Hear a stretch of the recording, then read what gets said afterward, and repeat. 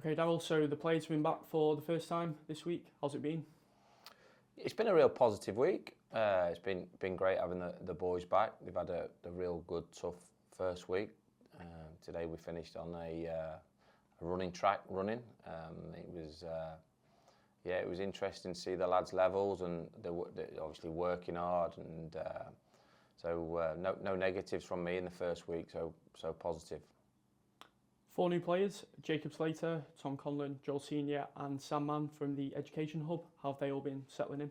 Yeah, settling in. The groups, there's decent camaraderie in the group already. I've already felt that around the place. Like I said, with my first meeting with the players, all those slates are clean now. I'm not interested in the past. This is the new Tranmere of how we're moving forward.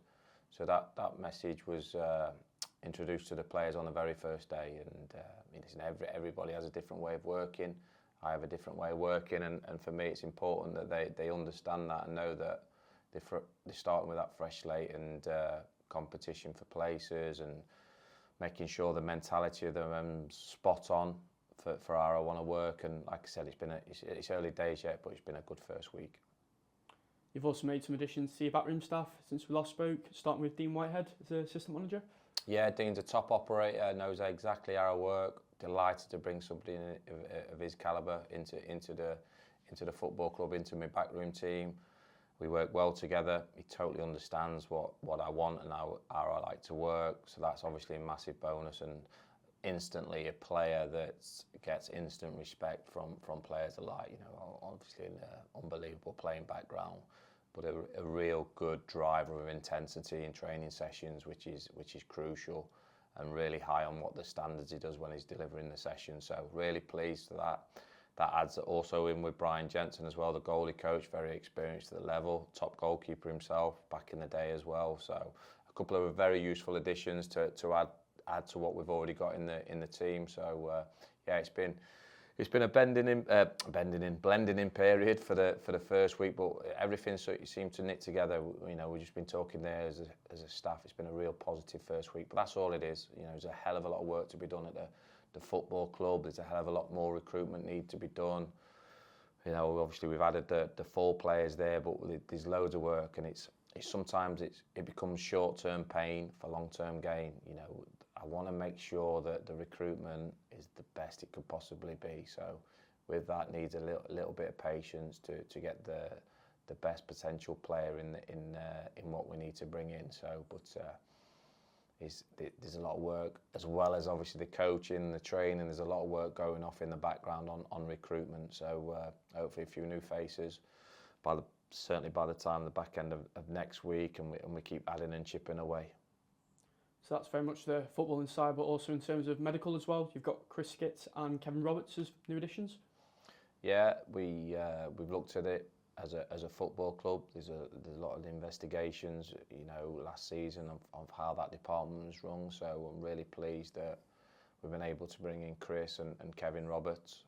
There's a freshness now. It's such a key area and environment in elite football clubs, and we feel that we've got 2 perfect additions there, adding to my backroom team to make sure that that's working exactly how I want to work, how I want it to work. So yeah, it's been good. It's been you know, Kev Roberts he's played the game as well.